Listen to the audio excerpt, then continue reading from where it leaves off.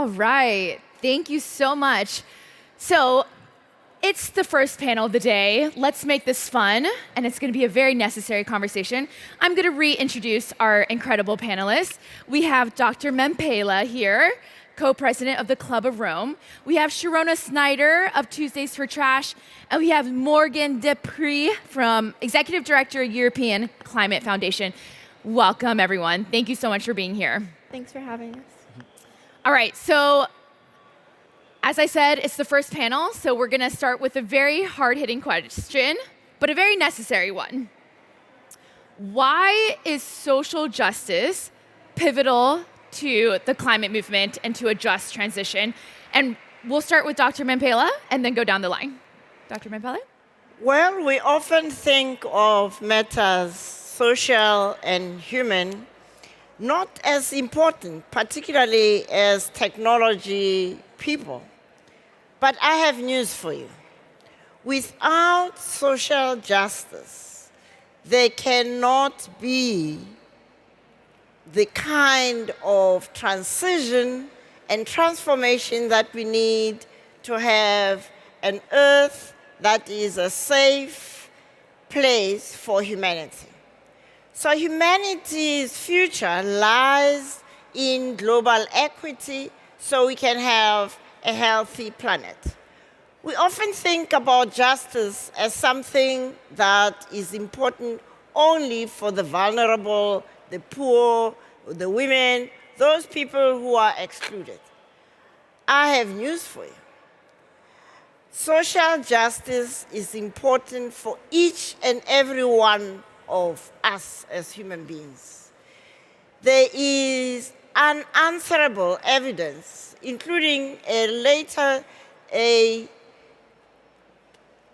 article in the Nature journal, which speaks to this issue of Earth systems boundaries.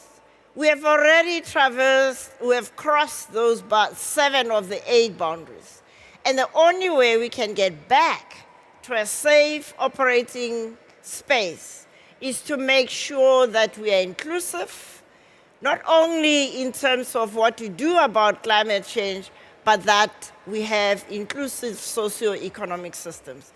So I just hope that all of you here understand that technology is important, but being human and social in a good relationship is the essence of human well-being. Yes. Social justice is climate justice. Thank you, Dr. Mamphela. Sharona?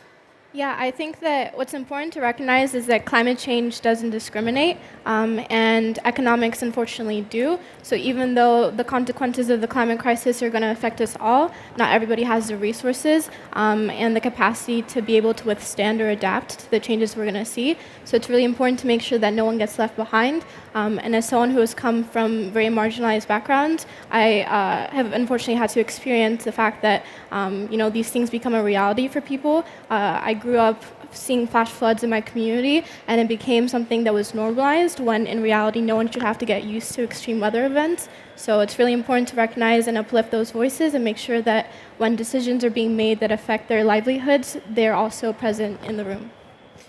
Where did you see these flash floods? Where's home? I was born and raised in Nigeria. I lived there till I was 8 years old before spending a majority of my life in the States, and now I'm based in Israel for the past 2 years. Thank you, Sharona. I love that.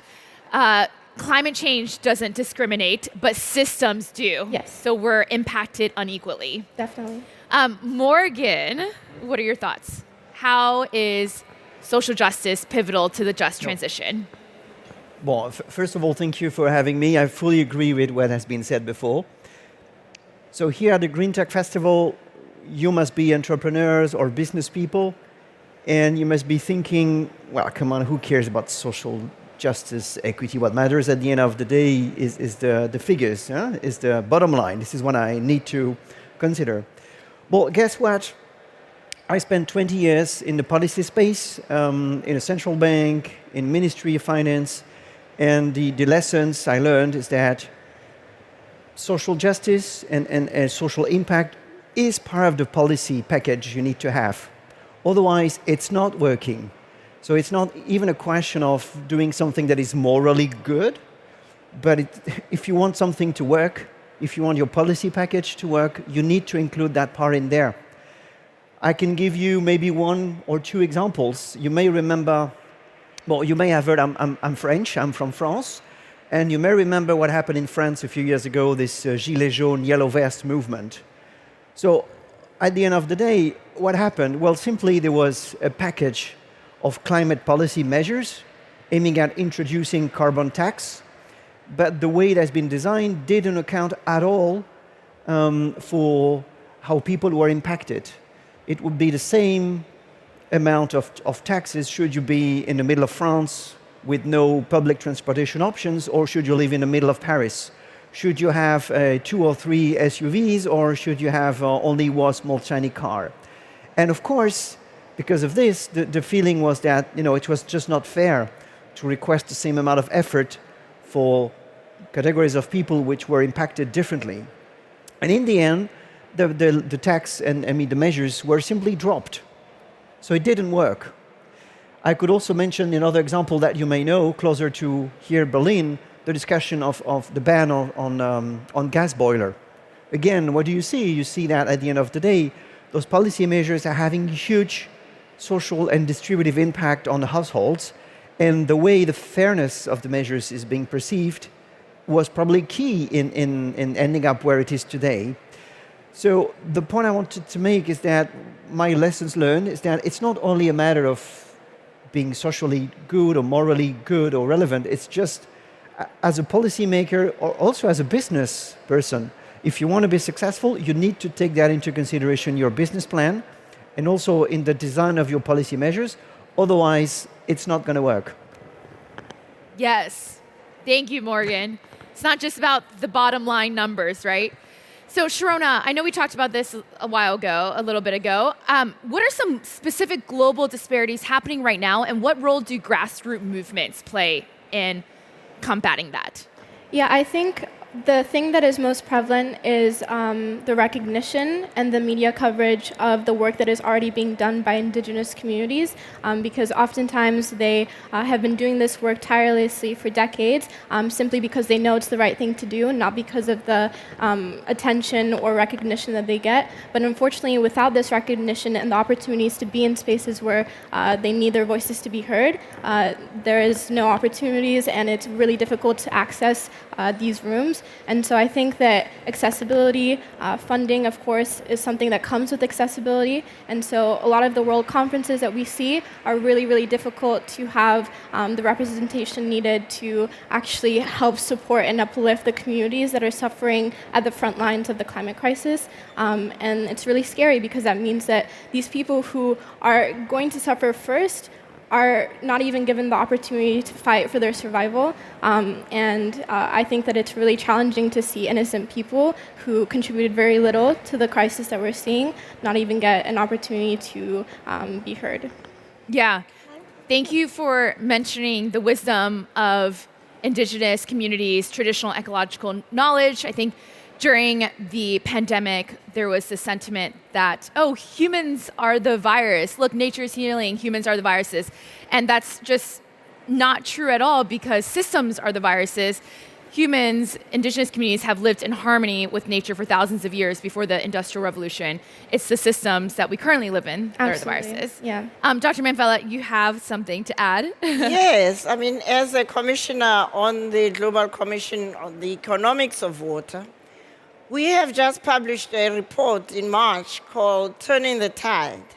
And the issue about indigenous communities, they make up 6.4% of the global population, but take care of more than 80% of the vital ecosystems we need. Water is one thing we can't do without. We can do without energy, but without water, we cannot live, because human beings are 70% water. And who's the custodian of that water? Indigenous communities, particularly in the Amazons, where they are very much seen as an obstacle to more extraction from the forest. in the Congo, you all are part of the technology industry. The cobalt that you need for renewable energies, the essential minerals, come from areas like the Congo, mined by children who should be at school, at great cost to themselves, but also to the ecosystem, because the Congo River is one of the lifebloods of the global community, because the global water cycle is a global common good. So if you think what happens in the Congo and in the Amazon has nothing to do with you, think again. Thank you. Dr. Mamphela, you mentioned global common good. Can you just describe that a little bit more, global common good, and how we can use the global water crisis as this case study for other movements as well? A global common good is something that has no boundaries, that is essential, and that requires us to work collectively to govern the safety, the accessibility, and the sustainability of that good. Water is a classical example, because the water that you get here in Europe in the form of rain comes from the Amazon. And for the Amazon forest to thrive, they need sand from the Sahara Desert in Africa. So you think it's got nothing to do with you. When we talk global common goods, we're talking about things that humanity, human well-being cannot do without. And that is why human rights are actually important and are at the center of the kind of social justice we need so that we can have climate justice. Yes, thank you, Dr. Mamphela. Morgan, at the European Climate Foundation, a lot of your work is working on distributive and fair policy. You mentioned yellow vests and all of these. How do you create fair policy that is applicable to everyone and considers everyone? That's a very good question. Honestly, I don't have, I haven't found yet the silver bullet. I mean, there are several ways of doing it. First of all, you need to have a civil society which is able to organize itself and make itself heard. In particular, in the background of the EU policymaking in Brussels with EU institutions, you need to make yourself heard. And we also know that industry lobbyists are very good at communicating their views to the bureaucracy. And so you need to find a way for the interest of civil society to express themselves. And here you have many ways to engage. It could be via regular discussion, via policy work, via action, you know. And so we're trying to organize everywhere in Europe some communities to make sure that they can structure what they think and they have a way to express their viewpoints. Because doing so will give them the opportunity in the public, you know, discussion to also express their viewpoints and not always hearing the same interests from the biggest corporations, of course, which have big interests, but also protect jobs, etc. And beyond, in some countries, some governments have tried to put in place some specific institutions to go beyond the traditional system whereby, you know, you elect somebody who represents you in an assembly. And I have to say, I'm not completely convinced with that. In France, for example, I don't know if you've heard of this, the government tried to select randomly 150 citizens who didn't have any clue about climate change at all. And those guys spent a few months together listening to experts. And at the end of the day, they had to agree on a number of policy measures. And the government said, we will implement those measures. And at the end of the day, well, those 150 people agreed on a number of policy measures, of course, but then you have this criticism saying, but who do they represent? You know, they don't have any kind of legitimacy, so why should we care about that? And then the government took a look at the measures and said, okay, so this one I like it, this one is a bit more difficult, so let's do a bit of a cherry picking. And the 150 people said, but come on, you promised you would implement the whole thing. And so ultimately, nothing was implemented. The thing is in a standstill now. And I'm not so convinced this is the way we should do. But in any case, what is true is building proper capacity for civil society to make themselves heard, have their voice heard at an official level is important. And this is something that we're trying to do and support at the European Climate Foundation. Yeah, I completely agree with you, Morgan, and it's something that we really focus on with my movement, Tuesdays for Trash, being able to build capacity for the local citizens and the people who are on the front lines in their communities experiencing. For us, what we focus on is waste management. So who knows better, like the waste management in a community than the actual community members themselves? But oftentimes there is a severe disconnect between the citizens and the government. So how do we bridge that divide and make sure that they also have a voice when the policies and legislation are being proposed, or to even propose themselves what policies and legislation they need to see in order to feel like their home is a safe, clean, and healthy place for them to live. So what did that bridge look like, Sharona? So right now, citizen and government.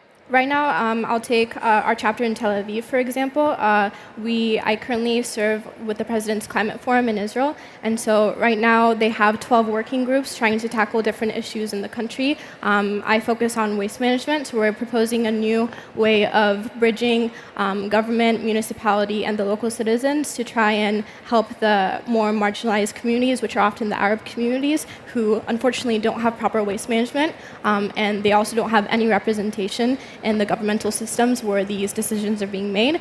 So being able to bring their voices to the table, as well as to work together in their community to help support them and make them feel welcomed and comfortable and like they have a say. Thank you.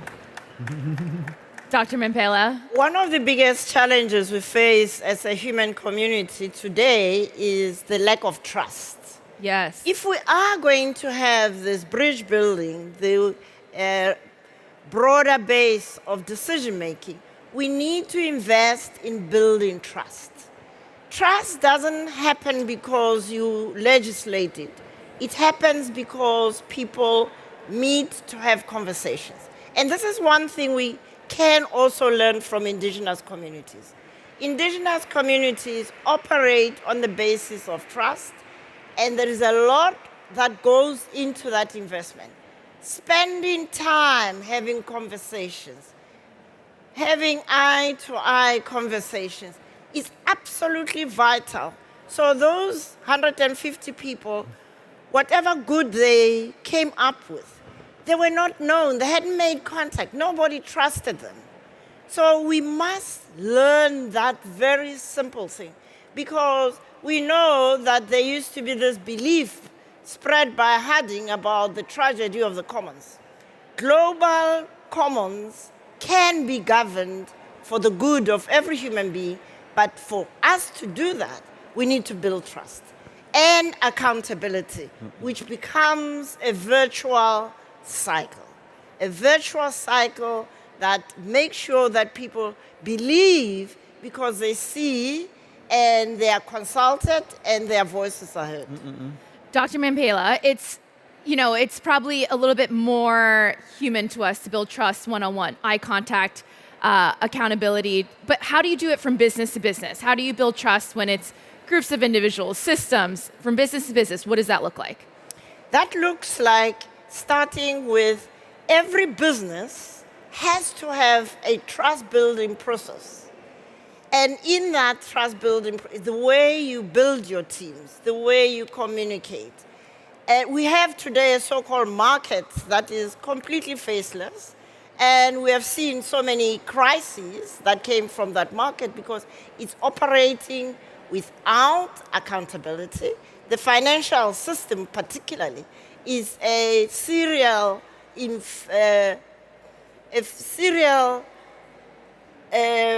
failure machine that generates profits, enormous profits for a few, but then externalizes the risk to the many. So when we talk about trust at broader levels, we're talking about building the kind of systems that have inbuilt sustainability, institution by institution, region by region, city by city. You could even say commune by commune. And if all of those systems built from the bottom up has this value attached to trust building and accountability, then you will get the kind of transformation that inspires confidence. Yes, I love that. So the trust comes from the bottom up, and our foundation is only as solid as the communities, our local governments, our cities. So it's about looking locally. So Morgan, to you, looking locally, we talked about a barrier is trust. Another barrier is lack of funding. What is a barrier on a governmental and policy level? One of the biggest barriers that you're facing? Oh.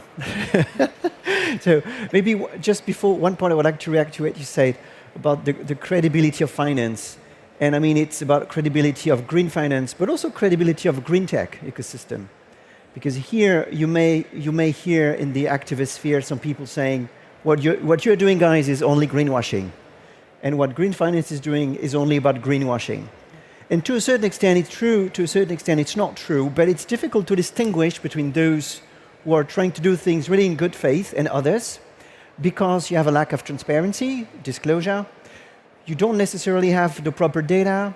So I mean, what government needs to do, I think, is to put in place a framework whereby you want to have transparency, disclosure, which gives the possibility to operate a real accountability control, because some corporates are taking commitments in good faith and they're trying to live up with those, others don't. And so you need to be able to distinguish the two, and probably government needs to be there and support, put in place the right framework to do that. And sorry, Sophia, your question was about what should government do? Yes, one of the biggest barriers on the governmental level. The tragedy of the horizon. Tragedy of the horizon. Yeah. Let's expand on that. You know, horizon. this is what Mark Carney, the former governor of Bank of England, said. He said that the problem with climate change was that the horizon to which it is going to materialize is not the same as the political cycle horizon or the time cycle of financial actor. Usually when you're elected, you have a mandate for a 3 to 5 years term, and that's it. Maybe you get re-elected, maybe not. And so why should you care about introducing taxes, legislations that would be a constraint to your electors now, where you know that the effect is going to come in 15 years' time, where you'll be retired or maybe you'll be gone? So how do you create this structure of incentives whereby you make sure that even in the short term, the political world will take into consideration the medium, longer term things? And this is not easy. I think one way to do it is to put it somehow at the level of the constitutional level. So it's something that would be at the top of your regular laws. And to a certain extent, all the laws would have to be assessed against the constitutional thing that you put in there. Could be an option. But I mean, as long as we cannot solve this problem, I'm afraid you will always, make the arbitrage and say, okay, I want to be re-elected in 6 months' time, so I'm not going to do this very unpopular measure, and my successor will do it.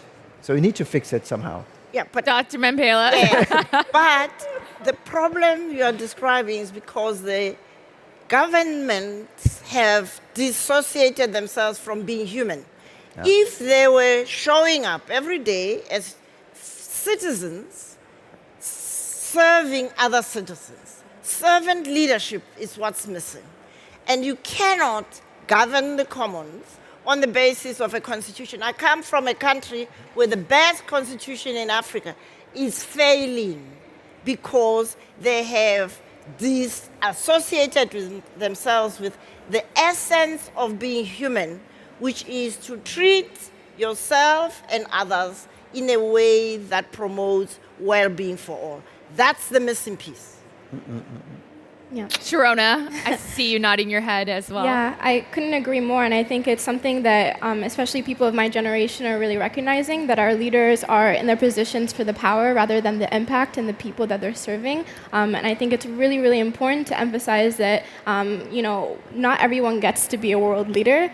There's so many things I would change if I was a world leader, and I think that it's really a privilege and an opportunity to be able to do things because of like the moral and ethical motivation behind it, rather than trying to be reelected or implement policies that will win favor with the majority group of people. And I think it's really unfortunate that the emergency of the climate crisis isn't something that every politician is running a platform on. Like, this is something that can bring so many people together. Everybody has a stake in being able to preserve our planet and having a future. So why isn't the climate crisis and being able to impact and make sure that we're able to adapt to the situation something that we're bringing to the table and unpoliticizing in a sense, because it's not a political issue, it's a issue of survival. So Yes, thank you. My last question, because we're almost out of time.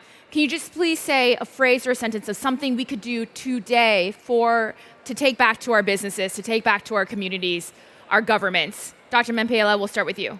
Show up as the full human being you are, who is interconnected, interdependent with everything else. Thank you. Sharona? I would say open the door and know when it's time to step back or when it's time to push others forward. Ooh, okay. And Morgan? Transparency is a key part of being. Transparency is a prerequisite to any accountability. So don't be afraid to be transparent in what you do, in what you disclose, because this is where you build trust. Thank you so much. A round of applause for our incredible panelists, Dr. Mamphela, Sharona, Morgan. This is Inclusive Action from Pole to Pole.